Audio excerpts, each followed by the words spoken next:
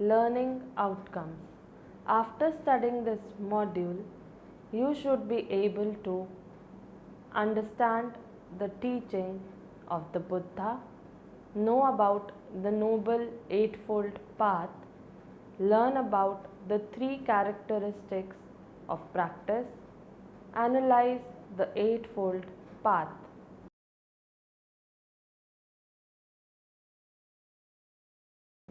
Introduction.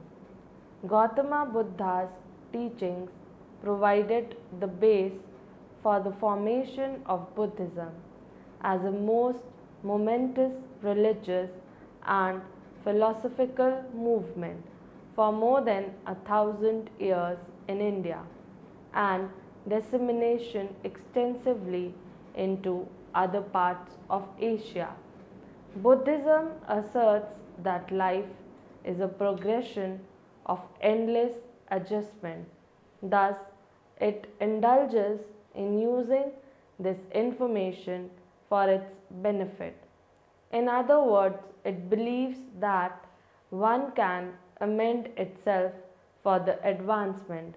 For Buddhism, the most vital aspect in improving an individual is altering oneself is through the process of mind, and Buddhism has established various approaches meant for functioning of the mind. Buddhist practice meditation usually exists as a technique of evolving additional constructive conditions of mind, which are categorized by composed attentive consciousness and reactions such as sociability.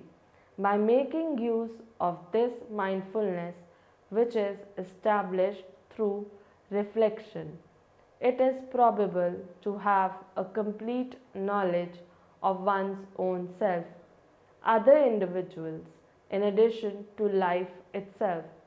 Buddhists don't pursue to or compel some other individuals to embrace their belief. Nevertheless, they do strive for making its knowledge accessible to whosoever remains involved. The Eightfold Path is common to most Buddhist traditions, and secular Buddhists reflect the Eightfold Path to be the most significant aspect of their practice. The Eightfold Path is considered as a guide for areas to explore and practice. As it has been observed, there is great wisdom in this path, all of which can be implemented and used in everyday life. While practicing and using the path, one can learn to comprehend life realistically without delusions and help one to cope with lot of mental noise and anguish. Thus, an individual profits in numerous other ways. 8 paths of the route to emancipation are categorized in 3 important features of Buddhist undertaking moral conduct, which are right speech, right action, right livelihood, mental discipline, right effort, right mindfulness, right concentration, and wisdom, right understanding, right thought, which are deliberated in detail in this module later. The Buddha imparted the Eightfold Path in almost entire dialogues. In addition to this, guidelines exist as vibrant then applied to this supporters today, such as they remained while he provided them for the first time. Virtually the entire philosophy of the Gautama Buddha, towards which he dedicated 45 odd years, constituted to some extent with the areas, deciding upon the phase of their growth in addition to their capability to comprehend and follow him. Buddha elucidated his teaching in distinct manner, as well as in dissimilar terminology to different individuals. Nevertheless, the core of such thousand treatises was distributed among the scriptures is brought into being in the Eightfold Noble Path.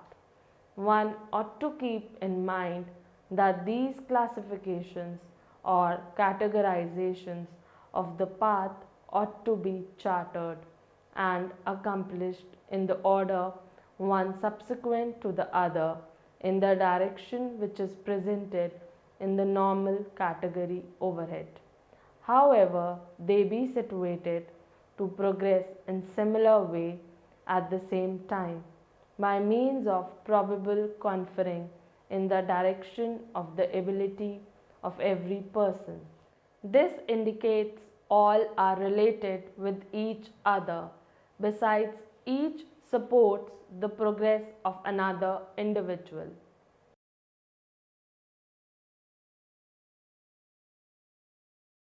Gradual development of the Eightfold Path. The Buddha, with his immeasurable wisdom, was aware about the fact all individuals are not equally capable of reaching transcendent development at one time. Therefore, he explicated the Noble Eightfold Path intended for the continuing expansion of the divine mode of life in a real world system. He recognized to the fact not all individuals could turn out to be faultless in one's lifespan. He assumed that Sila, Samadhi, and Pana need as well as can be established over a lot of lifespans by means of thorough struggle. Eventually, this results in the fulfillment of definitive reconciliation somewhere there is on no account insufficiency.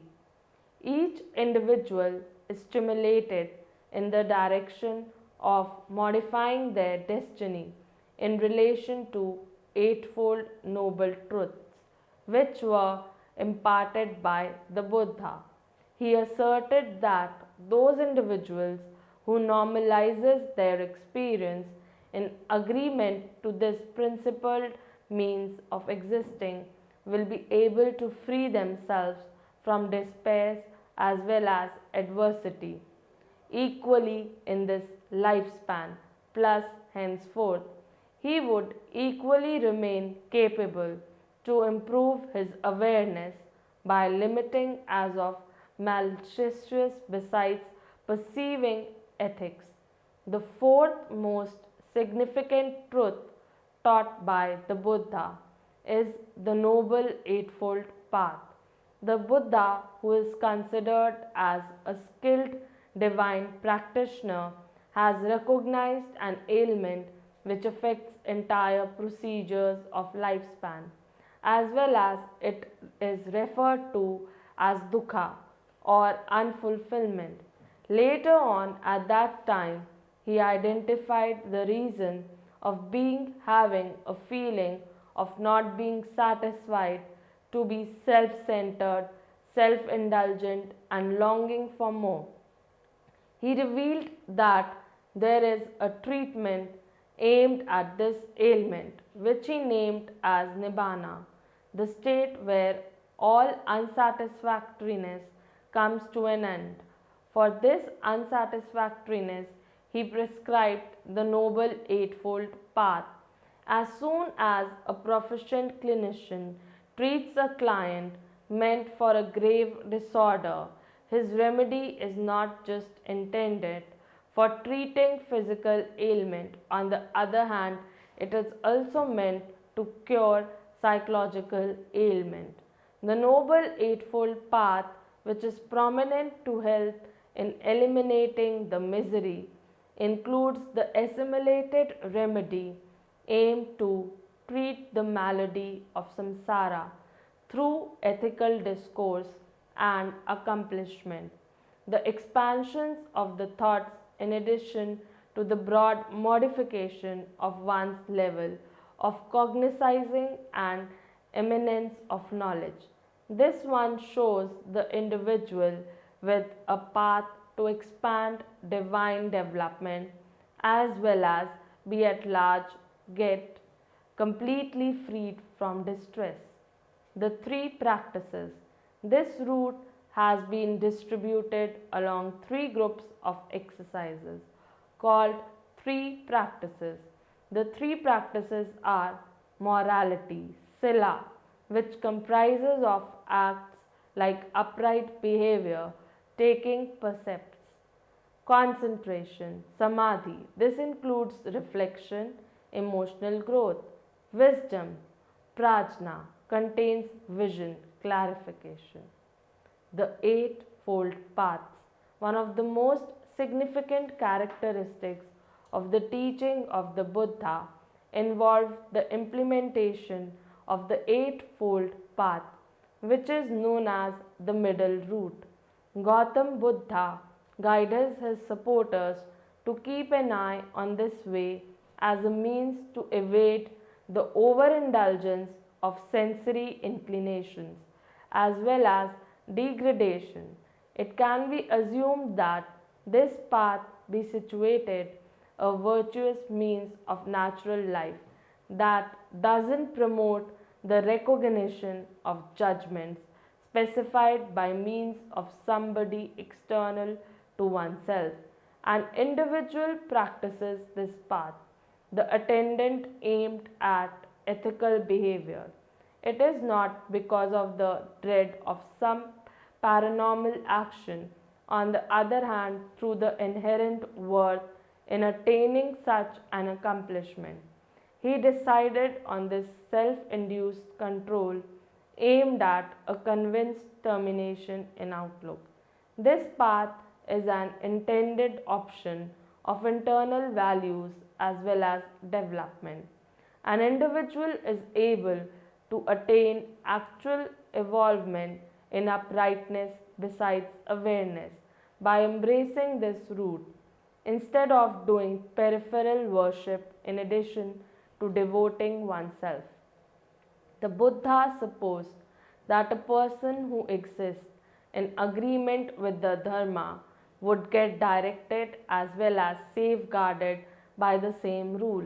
It is observed that an individual exists in accordance to Dharma, then that person would be able to attain synchronization by means of the widespread commandment and rule. The first sermon was given by Gautama Buddha in the deer park. He initiated the turning of the Dhamma wheel. He picked the striking sign of the wheel, which he had 8 spindles to be denote the noble eightfold path. The Buddha's teaching is compared to the wheel, similar to it. His teaching also revolves around identical to the great wheel that under no circumstances rests prominent to the vital theme of the wheel is the center, which is the sole area that is stable nirvana. The 8 spindles on the wheel indicate the noble eightfold path. In the similar fashion as each spindle is required for the wheel to make it rotating, one requires to monitor every phase of the path. Morality, that is Sila, has 3 components: right speech, right action, right livelihood. Mental culture, which refers to as Samadhi, has right effort, right mindfulness, right concentration. Wisdom, which is referred to as Prajna or Pana, has right understanding, right thoughts. First, right understanding can be described as the knowledge of oneself as one really is. The key aspect of Buddhism is the right understanding. It also refers to that one is able to perceive the nature of anything wholesome karma. Advantages are in addition to unwholesome karma, disadvantages. Besides, in what way they can be accomplished by ways of the form, communication as well as thoughts. By understanding karma, an individual will acquire to avoid bad as well as do well. In this manner, generating encouraging results in one's existence. As soon as an individual is able to understand correctly, he likewise recognizes the three characteristics of life that entirely compounded possessions remain momentary, subjected to anguish as well as lacking a self, also comprehends the law of dependent initiation. Those individuals who have comprehensive understanding are those who are able to not remain unaware. Also, due to this insight, one is able to eradicate the main causes of malicious from one's thought, due to which they become enlightened. Right understanding is the initial phase of this path. By means of this, one can gain positioning in addition to coordination to the additional phases of the path. If in case anything turns out to be incorrect, it would lead to all getting wrong. Thus, it can be observed that it is the complete as well as comprehensive, impartial, and perceptive knowledge and awareness of the whole mechanism. There are two types of understanding. The first being the knowledge that we attain ourselves on the way to reflection, and the second is our knowledge that we all obtain over and done with other individuals, attained by learning. Nevertheless, in both circumstances, if one needs to develop measures of one's existing involvement, one need to consider that whatever anyone perceives as well as observed, planned as well as educate, well thought out as well as resolute. Right understanding is usually distinguished into dual phase. The initial facet is the knowledge of the opinion of the causal relationship in the domain of ethical accountability of our activities and conducts. Besides this, the next main features are the comprehensive knowledge of the Four Noble Truths, Eightfold Path, Three Universal Truths, etc. Once we designate right understanding in numerous ways, entirely these indulgences remain divergent to lack of knowledge, towards affection, on the way to predicament and the phase of birth and passing away. Second, right thought. It has been assumed that the right understanding in the person leads an individual to develop right thought. This facet is every now and then is also known as right resolution, right desires, as well as right notions. The next feature of the Noble Eightfold Path is consequently Samkappa, the English meaning right resolution, right aspirations, doesn't express the concrete denotions of the Pali word. Right thoughts or right awareness moves towards more rapidly to the implication. Right thoughts possibly will be advocated as to the close English comparable. Though right understanding removes obliviousness, right thought eliminates yearning or self indulgence, disgust or resentment, and misapprehensions or lack of knowledge. Therefore, this understanding and right thought eradicate the effects of distress. Right thought thus denotes towards the conceptual state that disregards erroneous notion or concepts, as well as encourages the additional moral factors to be heading for nibbana.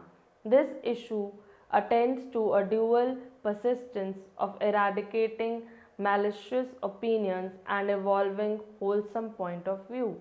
Right thought is noteworthy because it is one's thought which purify a person. It has been observed that there are three facets to right thought. The initial one involves an individual should preserve an attitude of impartiality from worldly preferences, reasonably in contrast to being uncaringly devoted to them. An individual must remain altruistic in his or her thoughts and think of the well being of others. Second one should sustain loving kindness, goodwill, and compassion in mind, which is divergent to hatred, ill will, or aversion. Third one should act, which is in contrast to cruelty and lack of consideration for others. As a person progresses along the spiritual path, his thoughts will become progressively compassionate, harmless, selfless, and filled with love and consideration. Right understanding and right thought, which are wisdom factors, will lead to good moral conduct. There are three factors under moral conduct: right speech, right action, and right livelihood. Third, right speech. The initial paths are related to the three paths. Allied to ethics is right speech. This path is grounded upon the belief of fairness and exchange. Right speech comprises respect for truth and respect for the welfare for others. Thus, it deals with avoid lying. As soon as one lie, we allow ourselves to live devoid of uprightness. As a group, lying generates a society of deception. Avoid slander or backbiting. It is disruptive in addition to produces arguments among friends. Avoid harsh words. A cruel term can wound other more intensely than artilleries. Avoid idle talks. Spiteful conversation, besides narrating mistakes of others, are futile discussions. We have repeatedly undervalued the influence of dialogue and have a tendency to use minute control in excess of our faulty communication. Nevertheless, all of us did get offended by somebody's confrontations at more or less some time of our lifetime. Besides, correspondingly, we have got stimulated by the verses of some other persons. It is supposed that a severe expression can hurt even more intensely than any artilleries or other hand. A kind word can transform the soul as well as mind of the even tough-ended criminal. Thus, in order to cultivate a harmonious humanity, one ought to nurture in addition to speak in a positive manner. We communicate words which are frank, carry harmony, gentle, and expressive. The Buddha on one occasion held that a kind speech is sweetened as honey, honest dialogue is striking like a flower, as well as incorrect speech is unwholesome like dirt. Right action. Another feature which comprises of virtues, moral behavior is right action. It is rightly said, whatever one say doesn't matter much in front of how one conduct himself or herself. I.e., action speaks louder than words. Thus, one should keep in mind while criticizing others what we do ourselves. Right actions involves admiration for natural life, reverence for assets, and high opinion for personal relationship. It corresponds to the first three of the five precepts to be practiced by every Buddhist, which is valued by all, and all tremor at reprimand, all fear death as well as knows the significance of life. Keeping in awareness the doctrines of equivalence and mutual benefit. Do not kill. One should value life. Do not steal. Reverence for assets. Do not have sexual misconduct and adultery. Admiration for private license. These three actions are essentially the first three of the five precepts and also the 10 wholesome actions. If these guiding principles are naturally nurtured inside the social order, such culture will be an enhanced habitation for living. Fifth, right livelihood is another factor which comes under moral conduct, which deals with how we earn our living in society. It is an extension of the two other factors of right speech and right action, which refers to the respect for truth, life, property, and personal relationships. The Buddha said, "Do not earn your living by harming others. Do not seek happiness by making others unhappy." This means choosing a job that does not hurt others. Precisely at present, five types of means of support are not advised for those who want to follow Buddhists: dealing in animals for killing, transaction of slaves, dealing in armaments, trading in poisons, dealing in intoxicants, example drug, alcohol, drinks. The application of worthy behavior spawns inside the person an inward harmony, strength, safety, and asset. Now, this person is prepared to run through the other phases of the path. Right effort in mental development. Right effort refers to nurturing dynamically a positive attitude towards our endeavors with interest. Nevertheless, right effort should under no circumstances become too tense, too extreme, and correspondingly, it should not become too slack and abundant. Taking the middle way, right effort is the controlled, sustained, enthusiastic, and cheerful determination.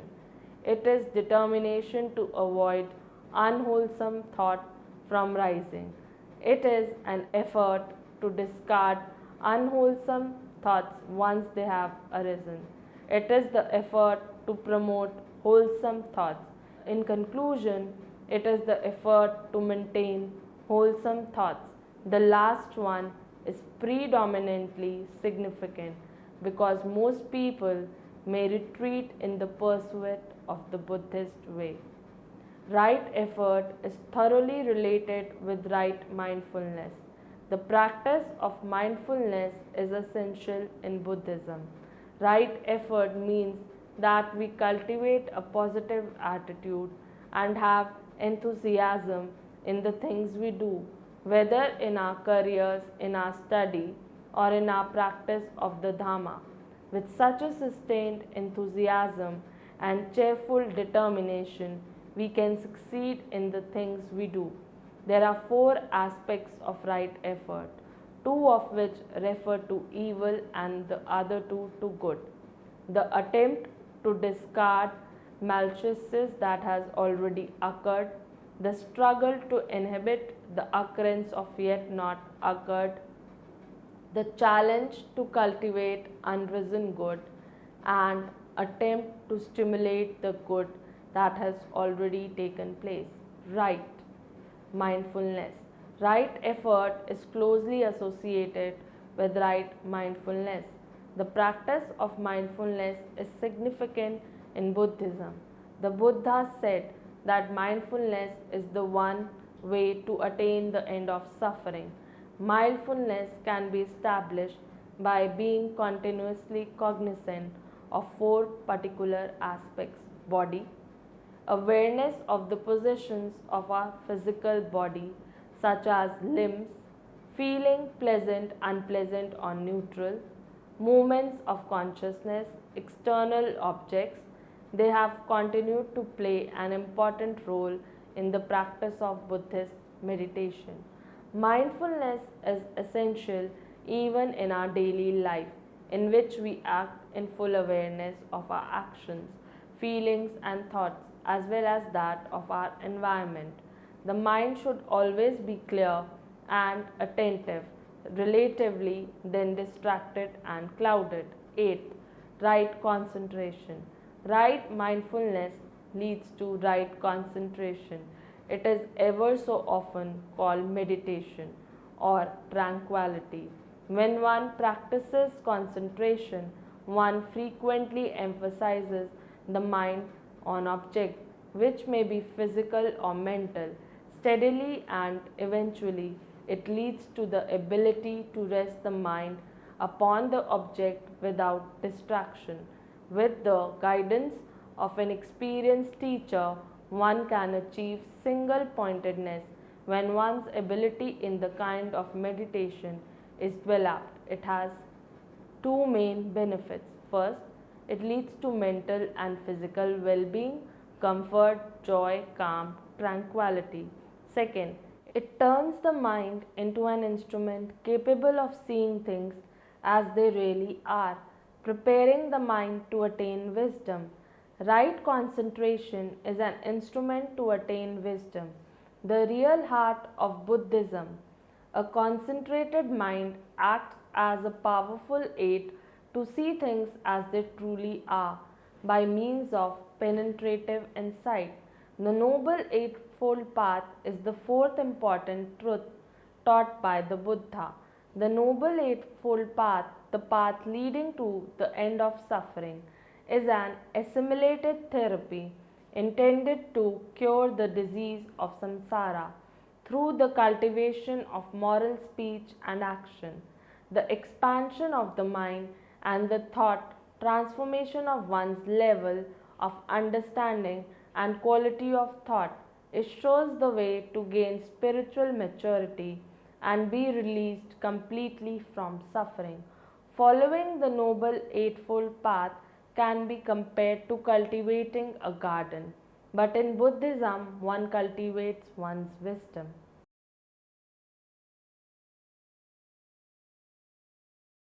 Summary: Gautam Buddha's teaching provided the base for the formation of Buddhism as a most momentous religious and philosophical movement for more than 1,000 years in India and dissemination extensively into other parts of Asia. The Eightfold Path is common to most Buddhist traditions, and secular Buddhists reflects the Eightfold Path to be most significant aspect of their practice. The Eightfold Path is considered as a guide for areas to explore and practice. Eight paths of the path to emancipation are categorized into three important fundamentals of Buddhist practice: moral conduct, mental discipline, and wisdom. Amongst the Eightfold Path, the first two belongs to wisdom and the last three belong to concentration. The remaining three belongs to morality. In Buddhism, the morality is founded on the principle of equal opportunity as well as the principle of mutual benefit. In order to accomplish wisdom, one must cleanse the thoughts, cultivate the thoughts by means of meditation. As a consequence, intellectual growth is essential for understanding. At the same time, intellectual growth can also benefit in protection, our practice of good conduct or moral, as it can build up and regulate our mind. The third principle is wisdom. The word prajna in Sanskrit refers to wisdom. Prajna is viewed as illumination, which is the crucial goal of Buddhism, as well as the significant component of Buddhism. Eight practices of the ways to emancipation can be categorized along three important fundamentals of Buddhist practice, which are described as moral conduct, right speech, right action, right livelihood; mental discipline, right effort, right mindfulness, right concentration; and wisdom, right understanding, right thought. According to this perspective, the way which leads to the culmination of misery is an assimilated remedy intended to treat the ailment of samsara over and done with the refinement of ethical discourse. In addition to one's deed, the growth of the thought along with the thorough transformation of one's level of knowledge and value of thought.